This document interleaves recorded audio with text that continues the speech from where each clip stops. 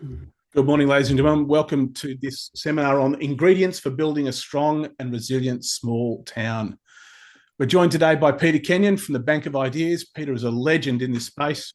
I and my wife love him, and I know a number of you in the room have followed him for many years. He's just full of energy, vitality, great ideas, and is today going to give us a very rapid-fire presentation. Peter, I'll pass it over to you, my friend. Yeah, good morning, and good morning, everyone, wherever you are. I'm in the small community of Pickering Brook in Western Australia, and I just greet you from there, the home of the Noongar people. It's cold, it's wet, but it's an amazing day ahead of us. Thank you for this opportunity of really just sharing some of the insights that I've had the privilege of just gathering over my 40 odd years of working with kind of like small towns in terms of where we're actually, and these towns that just mean so much to me. Small town Australia, if you're not aware, we do officially have 1,702 towns that are actually under 10,000. But you can see the bulk of them are towns that are actually under 1,000 people. And I suppose they are the towns that I really do care about so much. Um, I was born in a small town. I've lived most of my life in small towns. And if I had to capture one statement that really summarizes why, it's that sense of connection.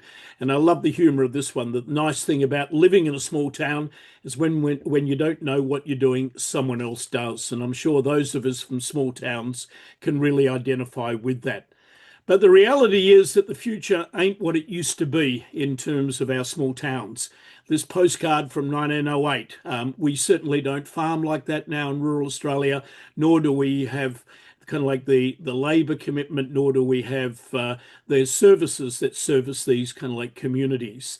And certainly when you look at our small towns, the list is endless of the kind of like challenges that many of them have.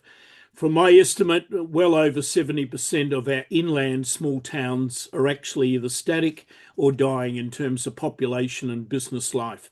You drive through many of these towns, and what you're greeted with is kind of like empty shops and lost services.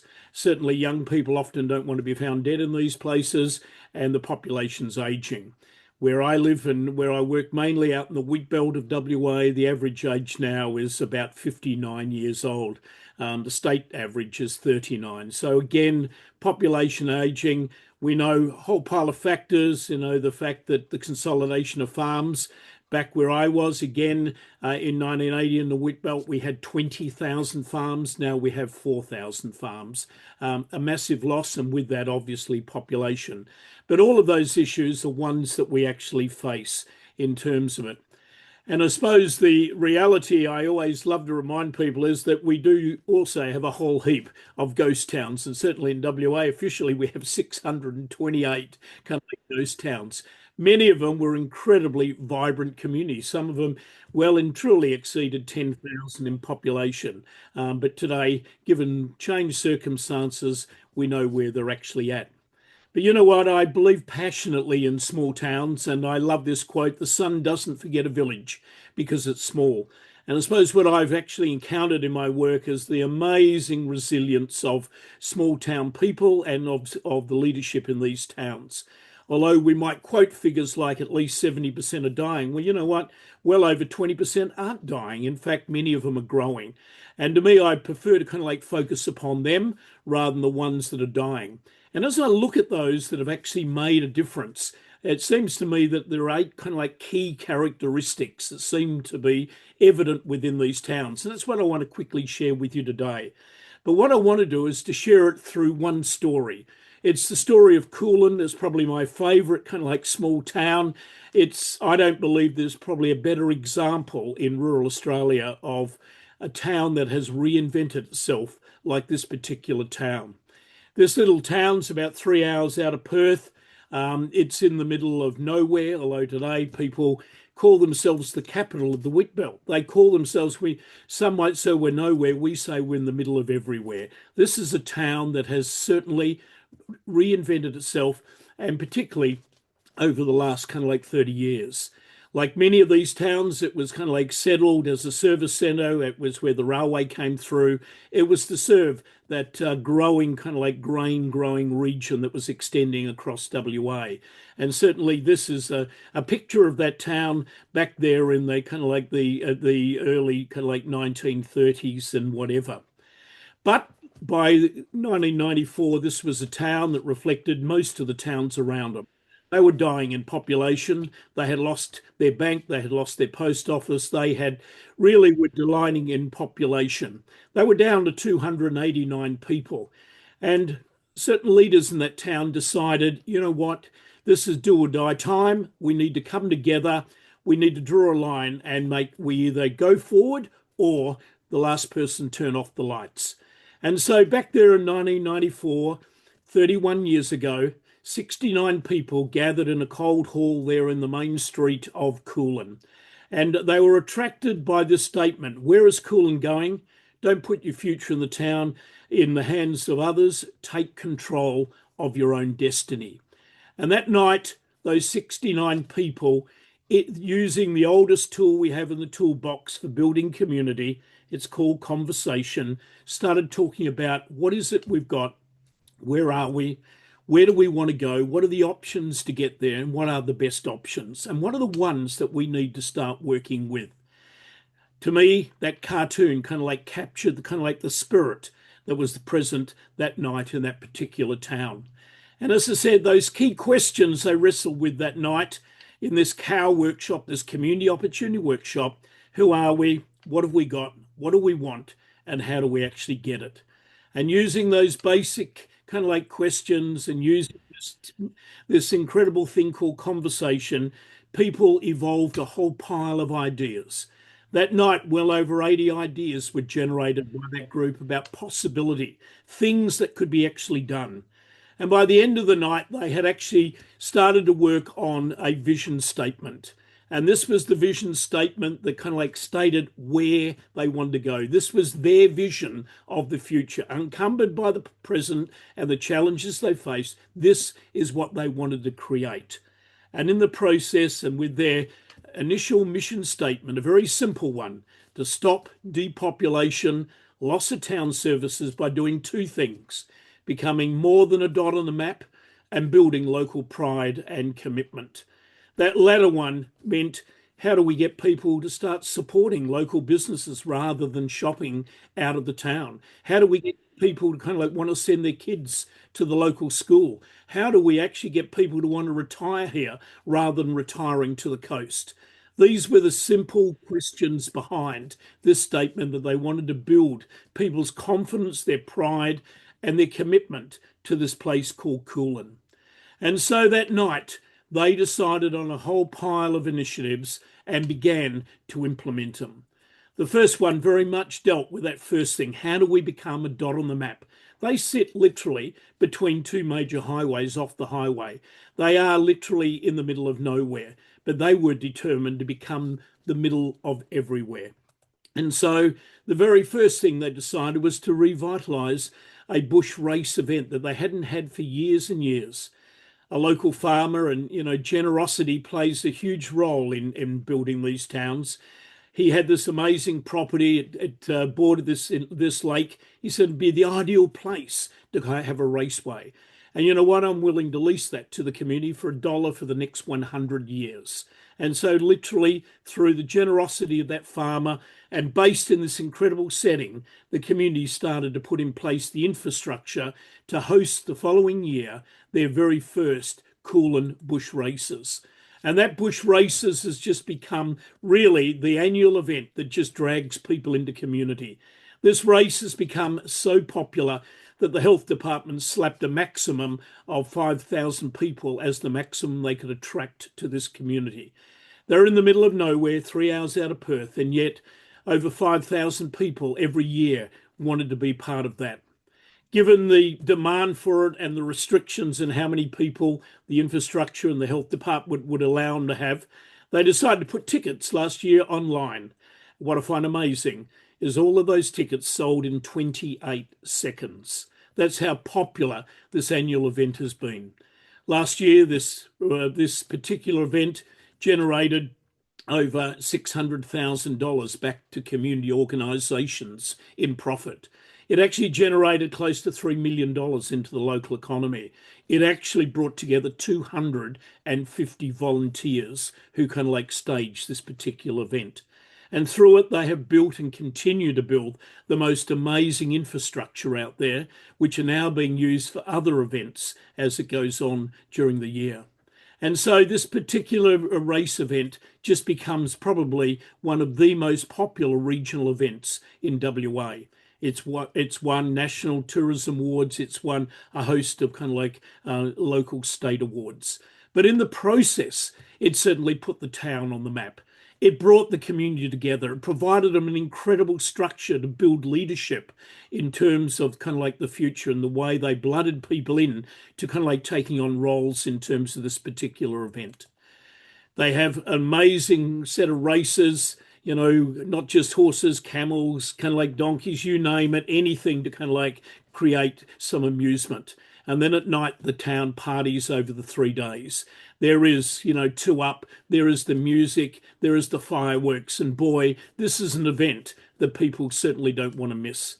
What I also love about it provides that ideal thing to bring back former Kulin young people and Kulin residents. It's a way of making a connection with that incredible asset that every community still has. The other thing that they did very quickly is, again, through the generosity of yet another farmer by the name of David Fairbairn, he actually and his wife had no children. When they died, they left their estate to the town, over $1 million at the time.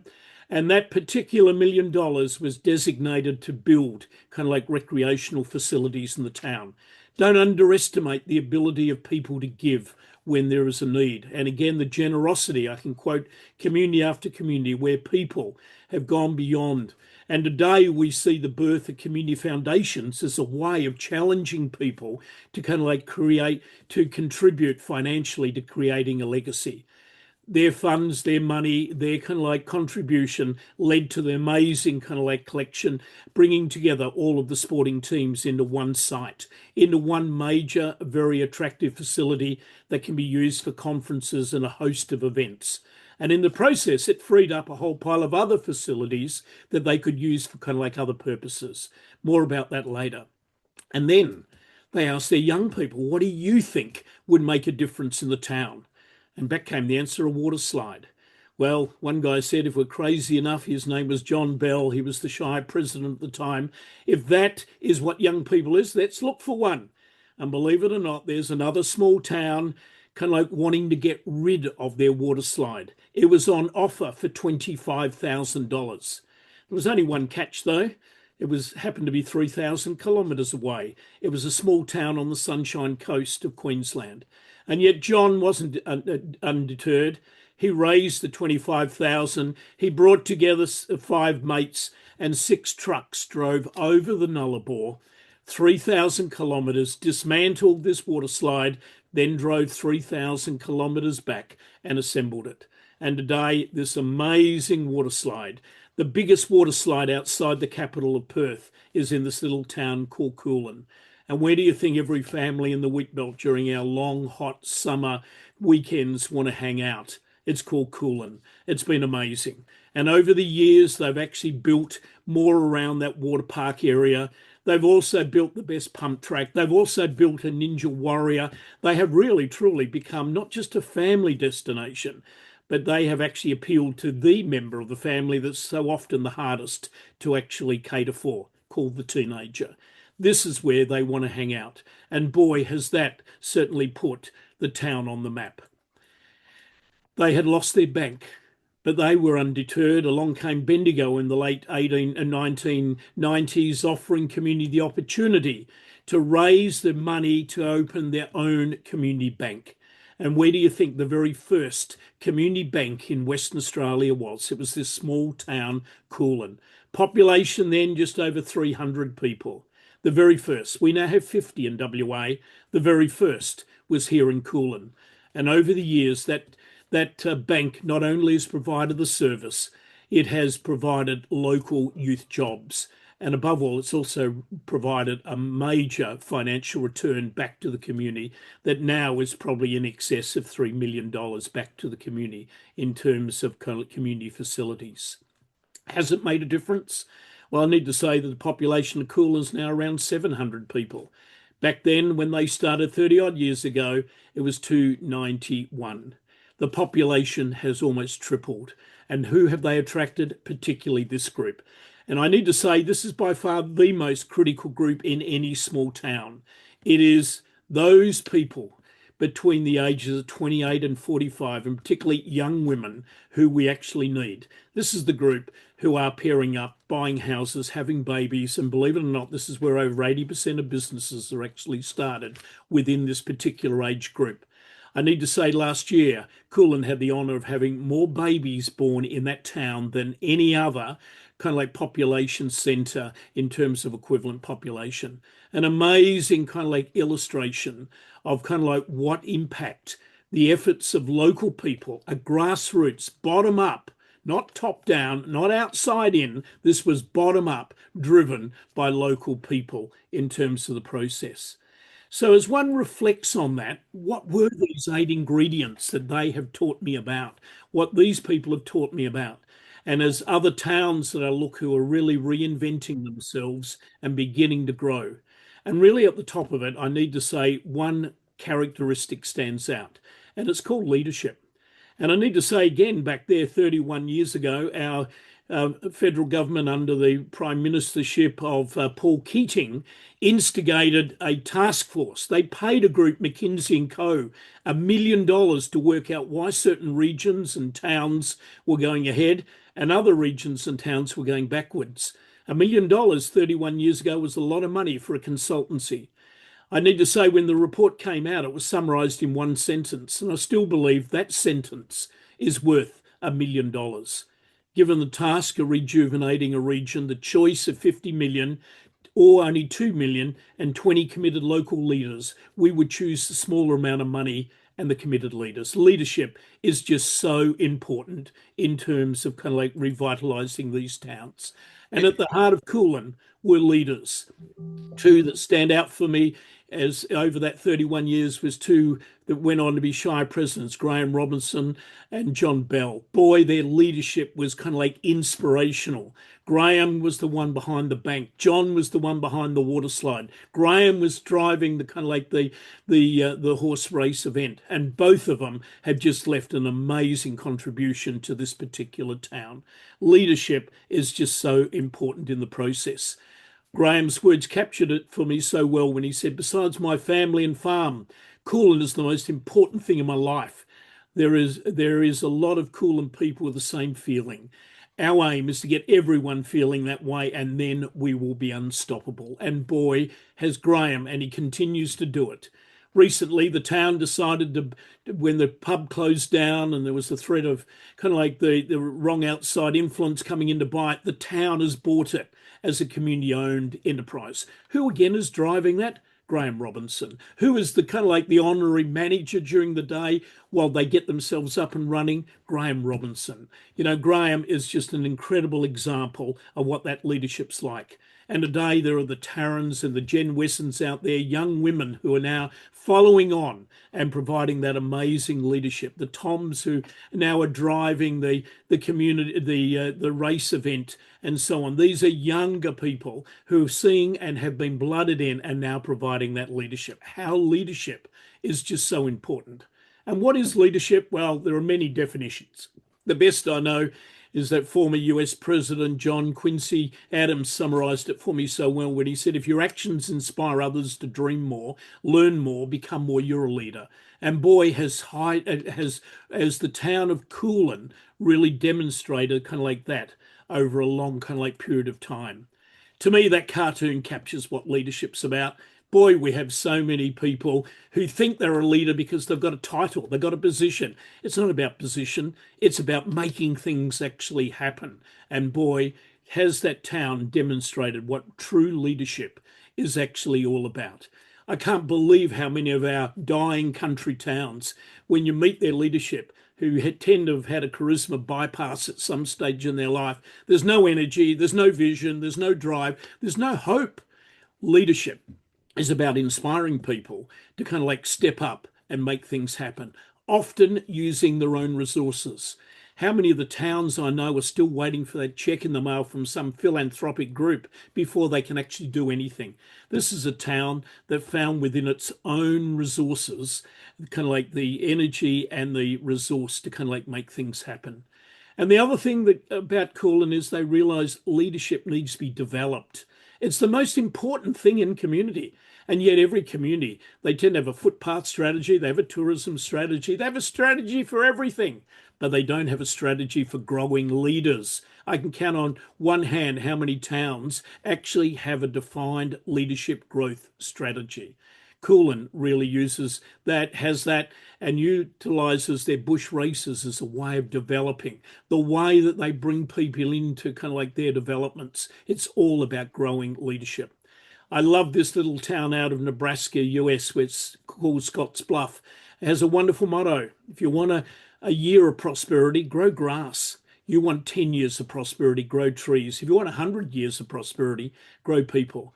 And so I say to communities, you want to start on the journey of reinvention, put leadership and its kind of like development at the top of your list of kind of like to do things.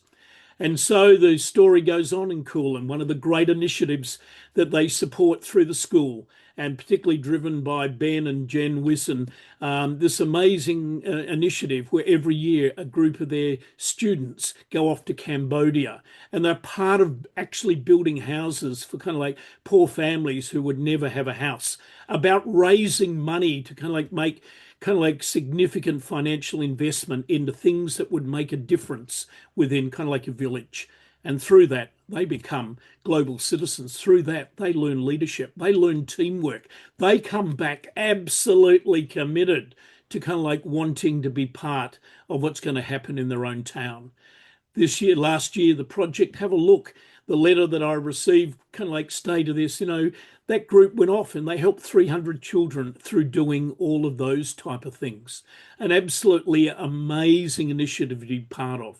You're never the same when you've gone over the hill and done this type of experience. That's the type of ingredient within a leadership development strategy that I'm actually talking about. The second kind of like characteristic of Kulin is it actually knows how to engage and connect its communities.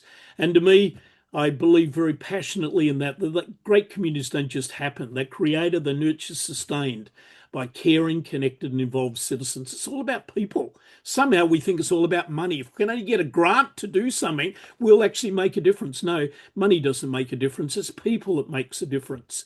And again, it's about how we actually engage people in the process. The problem is that I think now we have a model of community development out there that's all in the hands of a group called Serviceland.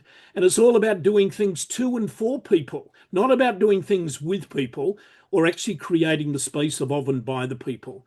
This is my beloved community of Pickering Brook back there in 1964, building their own rec centre. One guy had a builder's license, he supervised it out there, and every evening, every weekend, young and old would come together and build that rec centre.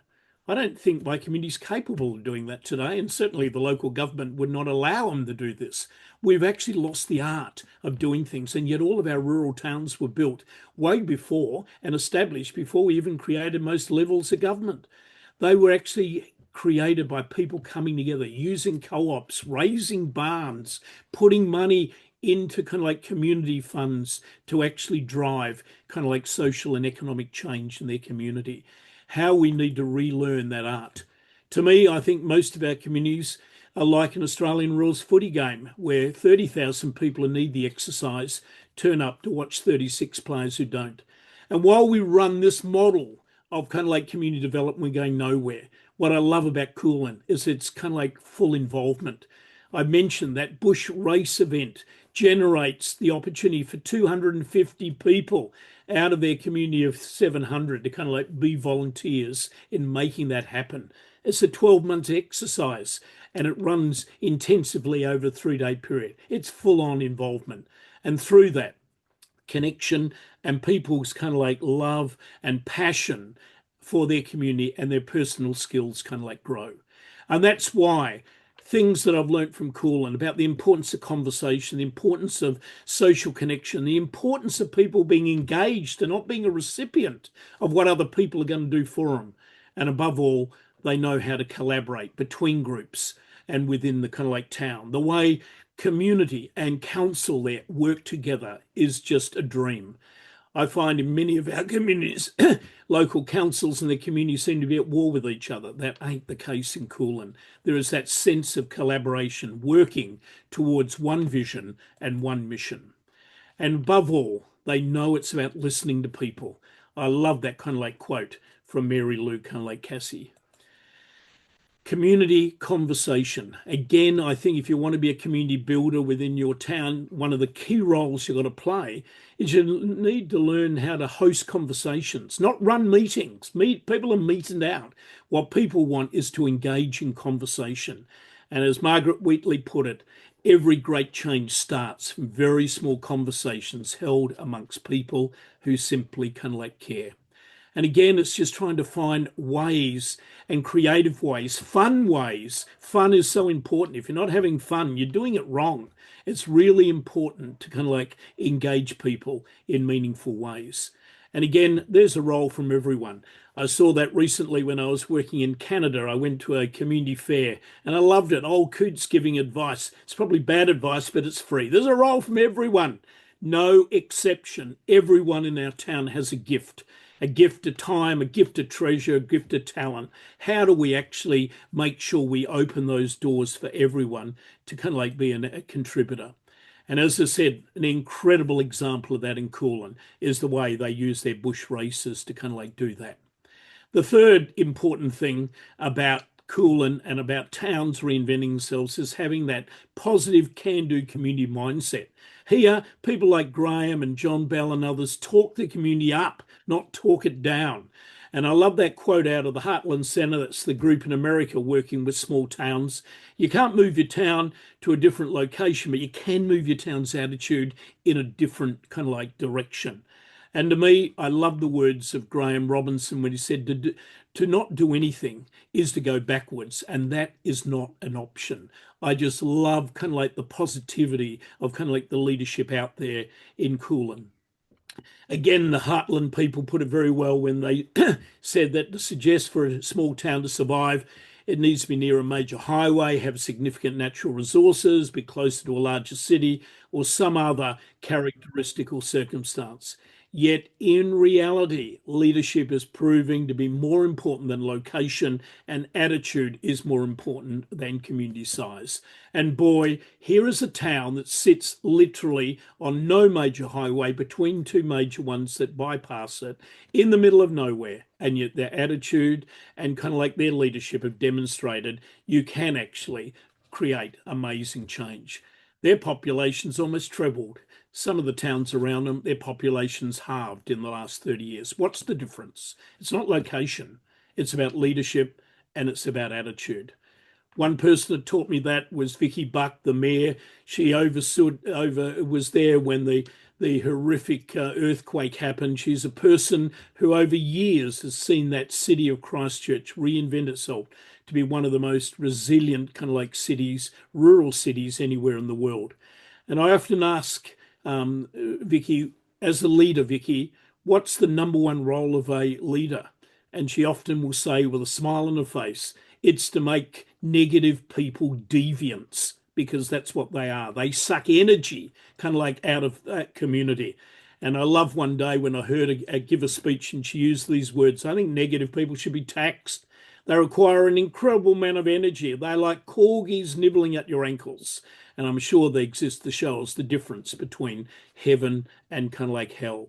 Attitude matters. The fourth thing is asset and opportunity obsession. You know, this guy, Ernesto Ciroli, some guy who's made a huge contribution to regional development across Australia, Canada, the US, once pen these words and I love them. The future of every community lies in capturing the passion, the imagination, and resources of its people. So many towns are focused on where do we get a grant to do something. What we need to start with is what have we got locally that we can actually start working with, and getting people into mapping their assets, not their needs, not their deficiencies, but their assets and their capacities. Again, Cormac Russell's words, at the end of the day, you can't possibly know what a community needs until they first know what they have. And again, so few communities. And again, as a community builder, I think next to hosting conversation, your second key role as a leader is to kind of like asset and connect assets in the town, to connect and discover assets, connect them and put them to productive use. Great example of that when they did an analysis of their heritage and their cultural assets. Kulin has a very sad one, and that is that the very first conscript killed from WA in the Vietnam War was a Corporal Hart. His parents ran the post office in Kulin. And in honour of that connection to that tragic end of that young man with an association with Kulin, they've created Camp Hart and they've invited Vietnam vets to come. It's on the edge of the raceway. Almost every weekend there will be Vietnam vets and increasingly now Afghan vet families coming. During the bush races, there will probably be up to 80 caravans there of Vietnam vets and whatever. And again, they have found this is a town that has attracted and welcomed them and made them feel kind of like included. The result of it, one of them decided to settle there, was a builder and was responsible for 2 housing subdivisions happening within the town. It just shows how this asset kind of like mapping and putting to productive use can happen. Another great thing was that Jen Wesson, when she was the community development officer for the Shire, they created this kind of like caravan park where you pay what you want to pay to stay. And she suddenly found it was becoming incredibly attractive. She'd turn up and ask them, what is it you love about Kulin? And they'd talk about kind of like the things that they were doing. Well, certainly one of the things she then said is, well, what about being an ambassador for her? She reckons the best training course she ever did was to go to learn how to put up a 6x6 poster without crinkles on the side of a caravan. And she turns up and invites people to become an official ambassador with these kind of like posters of Kulin. I think there's now over 300 caravans and camper vans wandering around Australia promoting Kulin. Yet just another kind of like example of using an asset, the asset of the visitor who's fallen in love with this town while they're staying there. The fifth kind of like characteristic that's really important is to really engage this group. While you've got them, make sure they feel engaged. Give them great memories of their childhood. Many of them might leave at age 12 or 15 or 17 because of schooling. But you know what? Give them great memories. While they're away, keep in touch with them. Make sure they're connected to the weekly and monthly newsletters and whatever. And while they are away, and particularly in that critical 28 to 40, keep reminding them of kind of like hometown Kulin. And why not think about returning back, starting a business, buying a home, using that empty shop that's in the main street to kind of like do things and whatever. And I need to say Kulin is one that so invests in its young people, and particularly that key institution in the town called the school. Here again is a great example of the community bank just giving kind of like a back to their town in terms of facilities. And there are so many kind of like activities that are now run at that school to make it one of the most exciting kind of like district high schools that we have in the Wheatbelt of WA. One of the things I particularly love is the fact that they've created this amazing youth enterprise initiative with this caravan called School Grounds. And again, it's an opportunity for young people to learn about being self-employed, about running a small business. And again, the community created this as an initiative for their young people to be engaged. And that exercise goes all over the Wheatbelt, servicing kind of like country shows and different things. Again, as they put it, the perfect blend for learning. Your coffee is our passport. Is our classroom. Again, amazing kind of like illustration of what this kind of like town does to engage its young people. Number 6 is this thing that I call community wow factor. You simply don't get a second chance at first impressions. And boy, we got some ugly small towns out there, but they don't need to look like that. We got to learn the importance of greenery and colour, kind of like within our communities. And the fact that this is what kind of like really welcomes people. In France, they have this annual thing called the France's 10 most beautiful villages. To win that is like winning lotto as a tourist town. It's amazing what comes as the benefits of being named as one of France's top most beautiful kind of like villages. When you look at every one of them, and I've visited many of them, you know what stands out? It's all about flower. It's all about color. And again, we have kind of like amazing ways that we can actually do that. You can't afford to kind of like have signage like that. When was the last time you and your town did a signage audit? I drove into a small town the other day. You couldn't even see the town entrance sign because a tree had grown in front of it. Now, that tree didn't just pop up overnight. It was there over years, and yet everyone each day kind of like drives through and does kind of like nothing with it. You can't tell me that that fellow in that shop put much effort into his window display. Window displays in main streets are just kind of like so important. You can't afford to kind of like allow even a group like Lions to put up signs. It might be a smart driver education sign, but to tell people they have two cemeteries and no hospital in a town that's dying ain't really a smart way to kind of like generate positive kind of like energy for the town. Kulin, wow, they realised they could do something with that main street, and boy, they've added colour. Someone worked out how to capture winter rains and pump it back in summer. Someone else kind of like discovered ways of getting these amazing green and colourful plants even in the height of summer. And boy, their main street looks $1 million. Their parks kind of like are in the main street. Their caravan park is in the main street. Boy, it's just a place to be. And again, they have been able to demonstrate how you become a town with wow. And they've extended that out. They have this raceway, and these farmers started doing these crazy tin kind of like horses, kind of like in their paddocks on the way out to the racecourse. And a local leader again, she said, you know what? I wonder, we've got 50 of them. Imagine if we had 500 of them. We have a tourist product. We could create the Tin Horse Highway. And today, that is the most popular tourist trail. What they've done is create an alternative way, although they're not on the major highway through to the Wheatbelt's #1 tourist attraction called Wave Rock in Hyden. What they've done is create an alternative route. They did have over 12 years to seal 50 kilometres of road, but that was part of their strategy. But the other part was to create a reason to drive that road, and it was called the Tin Horse Highway. And boy, has it been an incredible hit. I remember once when they decided, should we ask the main roads if we could officially call it the Tin Horse Highway? Someone said, don't be daft, much easier to beg forgiveness than ask permission. Let's just do it.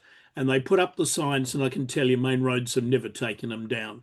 They're also smart. They invited the premier of the day. His name was Jeff Gallop to come and open Tin Horse Highway. He loved the humour, and he loved the media opportunity to kind of like do it.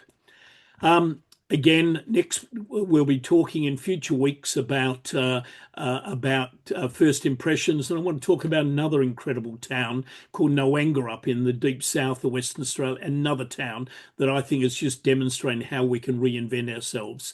And again, their story is one of doing stuff about first impressions, about really looking at how you lift it. I want to leave that to the future kind of like presentations. Characteristic number 7. COVID achieved what I've been trying to do for 40 years. It actually encouraged and made it possible for people to go out of the city and decide to live where they wanted to live, not where their job was. During COVID, up to 40% of people were working part or full time from home. Today, it's still 31% of people, 1 in 3 people still work from home. Why not do it from a place that you love, maybe your hometown or some beautiful village or whatever? But if we're going to attract and keep young families there are a whole pile of things that we need to be aware of. We need to first be aware that every new settler brings incredible kind of like contribution to the local economy. This is one factor I learned recently when I was in Canada, that in the Canadian small town context, they believe a new resident brings between $50,000 and $70,000 in new consumer kind of like spending. That is significant to a town. But what we have learned is these are the issues you need to address. You want people to be there, These are pretty important. And I love the one at the top. Good cake and coffee needs to be a reality within a town. Supporting mums. And today, you want young families there, given our house prices anywhere in the country, given the cost of living. Usually both partners need to be working at least part-time. So childcare has become a critical issue. When I was in Canada, I was amazed to find at least 40 small towns are using the co-op model to actually create a cooperative childcare. We need to be looking at ideas like that. Issues to do with health, just so important, and obviously housing is becoming phenomenal. And again, appeal. That water slide has been a huge winner. I feel sorry for that little Queensland town that 31 years ago gave away this. It was actually the birth of putting kind of like Kulin on the map as kind of like a place to visit, and above all, a place to kind of like want to live in and so on. The bank, so important. And so again, Kulin were instrumental in making that happen. And finally, can I say that the eighth characteristic I've seen is that need in our towns to have someone or some group who are actually supporting people with initiative. Again, Ernesto Ciroli put it well when he said, right now in your community, at this very moment, there's someone who is dreaming about doing something to improve their lot. If we could learn how to help that person to transform the dream into meaningful work, we would be halfway to changing the economic fortunes of the entire community. So where's that person, that group is aware of kind of like unused workspace, someone in the town that could help you out with marketing, someone who can actually point you in the direction of how to get a new enterprise incentive allowance to kind of like start up your business? Where is that type of information coming from? Again, that's something that we need to kind of like think about and so on. Again, a great example of that was a young woman who drove into Kulin and fell in love with the wow factor of the town. What she was running in the city was a program, was kind of like a camp program for kids experiencing trauma, refugee kids, kids who were kind of like in foster care or whatever. And she created out in Kulin, kind of like Camp Kulin. They used their unused bowling green that was, since it was no longer being used with their new sports facility. And you can guess what that has done. At one stage, they were employing about 3 youth workers in the town to help with it, attracting in over 1,000 young people a year into the town. Imagine the impact that actually had. Sadly, recently that young woman has had serious health issues, and the program is currently in abeyance. But you know, it's the dream to get that program back. Many people in the town talked about an industry turning up in town. Well, this is your perfect industry. This is a people industry. And boy, over the years that it ran in Kulin, boy, it had a huge impact on job opportunities and on the local economy. And as I said recently, their pub closed down, and the community, through a community-owned structure, have actually bought it. What I love is the first thing they did is decide to move it from being called the Kulin Pub to the Kulin Hub, where now the playgroup meets on a Thursday, where people can like now hold meetings. This is becoming the heart of the hangout in the community. It's where the good coffee can be found. And again, great example of a group realizing you cannot afford to have not have a pub within your town as a social meeting place, and the way that they've actually used that to happen. They've also got a cooperative that's looking at the needs of farmers, and they worked out putting in kind of like factory space and attracting in things like an auto electrician into the town is a way of supporting the ongoing economic and business needs and technical needs of farmers. Again, this is what Kulin's doing. That little town, once upon a time, of 289 people who decided, you know what, it's the time we took control of our own future. And so in closing, can I just say what I've learned from Kulin and many other towns around this country that are really actually making a difference is to believe that this is not a top-down outside kind of like result of some government program or some government or philanthropic funding. This is a grassroots movement. This is an inside-out kind of like action. And at the heart of it, kind of like 8 critical characteristics. Those 4 and these 4 is really what those 8 characteristics are kind of like about. This is what you find in the Kulins and the Noangarups and many of the towns that we'll talk about in the successive kind of like webinars that Charles is actually organizing. So in conclusion, can I ask you, look at your own town through the eyes of those 8 things. How well are you doing? How would you rate yourself from 1 to 8? What are you doing about local leadership? Do you have a strategy? Do you actually have a leadership fund in the town to kind of like grow leadership? Are you sending people off to kind of like special events? Go through each of them and rate yourself. How well are you doing between 1 to 8 on those kind of like 8 ingredients in terms of where we're actually at? Want to learn more about Kulin? Well, when you get the slides, there are 2 great ABC programs that have been done on Kulin. One called How the WA Town of Kulin Reinvented Itself and Brought the Tourists Flooding In. And secondly, how the town of Kulin went from battling to survive to hosting a race event that sells out in 38 seconds. Again, I really encourage you to kind of like look, they give you in far more depth what I've been talking about today. And finally, those of you who are kind of like love kind of like backroads, there was a great backroads edition done on the town of Kulin back there in 2019. Again, you can actually download that. Again, well worth kind of like looking at that program if you want to learn more about this place called Kulin. So I love what one cartoonist called wrote up about Kulin. To me, that cartoon summarizes what the difference is between Kulin and many other kind of like towns I know across Australia. Can I leave you with just 2 final quotes? You can see I love quotes. The real voyage of discovery consists not in seeking new landscapes, but in having fresh eyes about what your town. And to me, Kulin just kind of like personifies that so well for me. And finally, the advice we have a community builders program, and we have a one-liner that captures what it's about. Dream big, start small, but act now. The famous words of Commonwealth Robin Sharma. So thank you so much for the opportunity of just sharing the story of Kulin and certainly what that town and its people and its leadership have actually taught me. Thanks, Charles. Thanks, Pete. What a wonderful presentation. And I just love the vitality and the passion that Pete's got for this issue, which we both share, obviously. Pete, just give us a little bit the conference coming up in September. Do you want to talk a little bit about that? Because I think everybody who's been on the Zoom now and stayed with us on this journey and over the next 4 or 5 Zooms that we've got, this is really where we want to get people focused on and attending this conference. Tell us a little bit about that for us. Yeah, look, this is the 2nd year we're planning to run this conference, Charles. The first year was in my home little community of Pickering Brook last September. And this year we're in the wonderful town of Kapunda, which also means that we're going to have the chance to look at a whole heap of other towns around us in the Barossa and within the Light region and heading out towards Burra and whatever.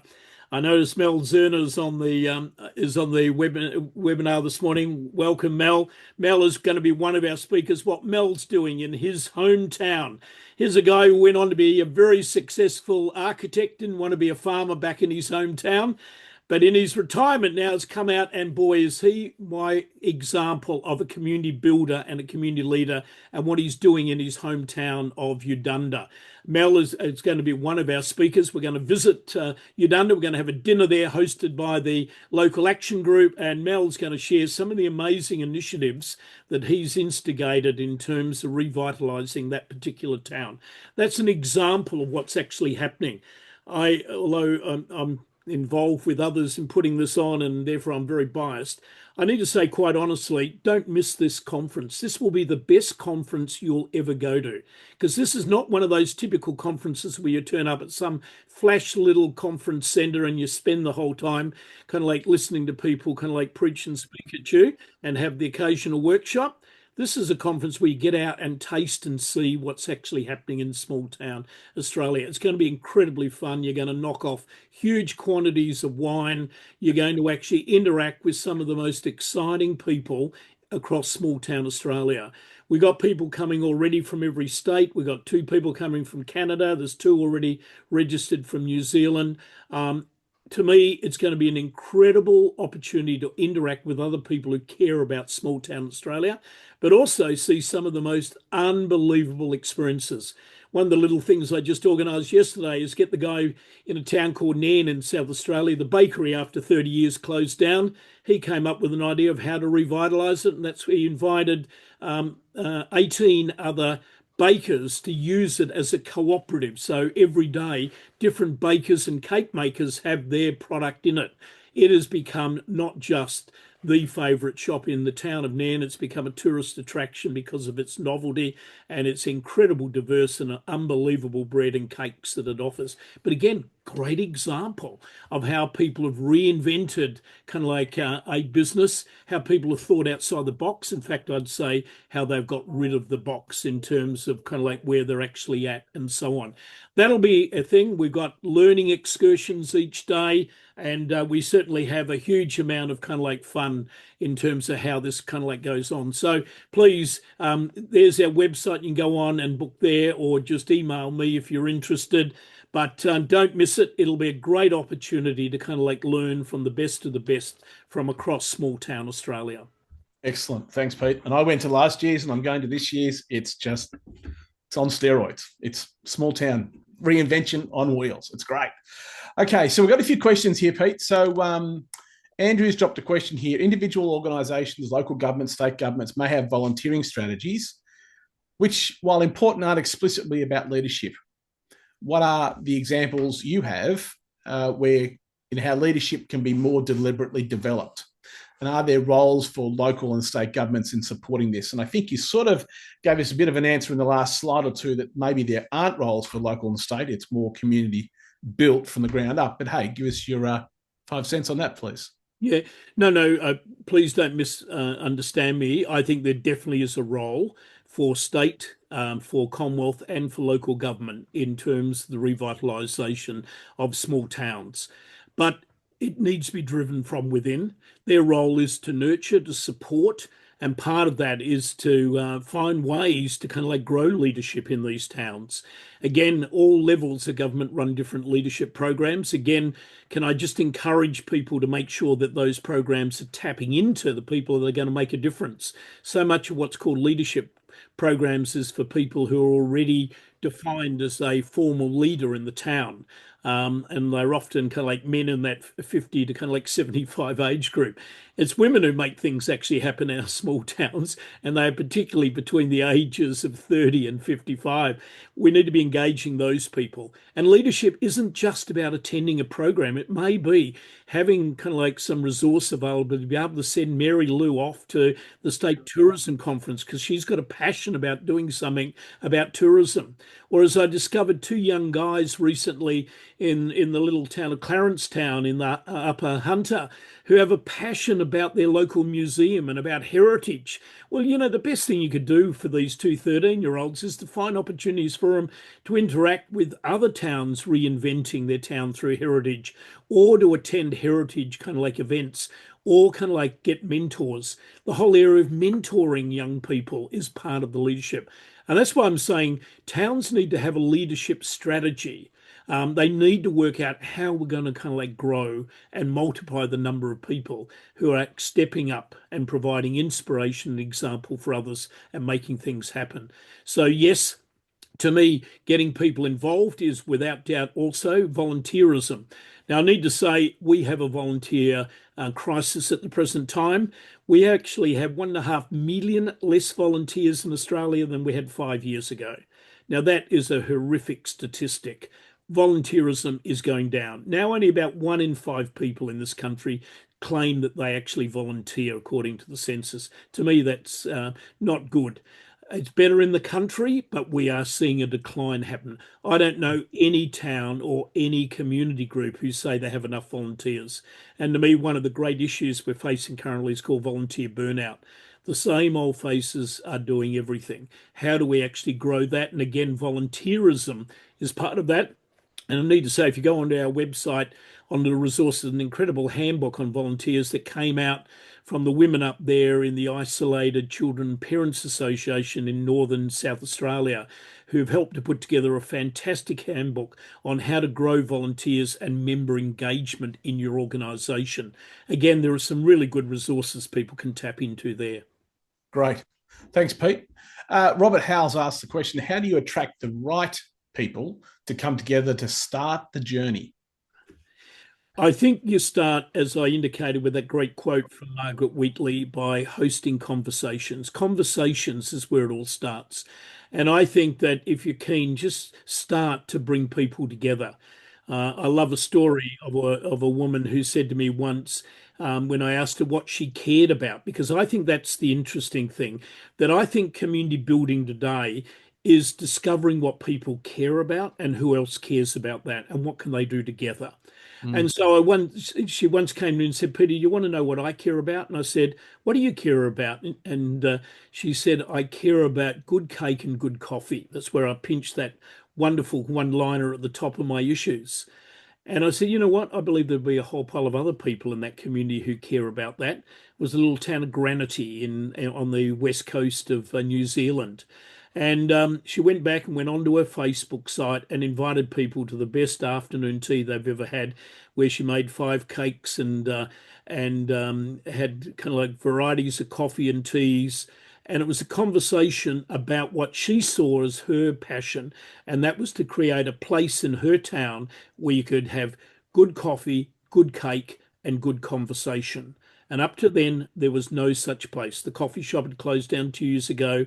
There were no bumping spaces. There were nowhere to get a decent coffee, nowhere to get a decent cake, and definitely nowhere to get a decent coffee. And through starting that, she created, through the 15 people that turned up that day out of a community population of 200, she started community, called it community. And that now runs on a weekly basis, and it attracts between 80 and 90 people out of a population of 200 every Friday for community, where they experience good cake, good coffee, and good conversation. And how did it start? One woman identifying what she cared about and then discovering who else cared about that and how we might make that actually happen. And I think it is about starting that way. It's about holding multiple conversations with people. Don't call meetings, hold conversations with people. Gotcha. Excellent. Thank you, Pete. Lauren Darby asked, I'm keen to start conversations, but I find it always, or it quickly turns negative. Any tips to listen and turn the conversation positive about our town and promote the assets? Yep, and look, that's common. I think in so many of our small towns, we love to talk down. And if I had to say what is our biggest danger in our small town, it's negativity and cynicism. And for me, so often I'll go into a community and you're telling great stories, and someone will yell out, "We tried that before and it never worked." And they think they're helping. I turn on them. I learned from my friend Vicky Buck. They're a deviant. They're destructive. They are stopping things happening in the town. I usually say, back over them in the car park after the meeting. Unfortunately, last time I did that, the person happened to be the local cop. That wasn't a very smart thing to say. But, what I would say is you're going to hold any meeting or any conversation, always have ground rules. And one of them is we're here not to debate the past, we're here to focus on a positive future. Do we all agree with that?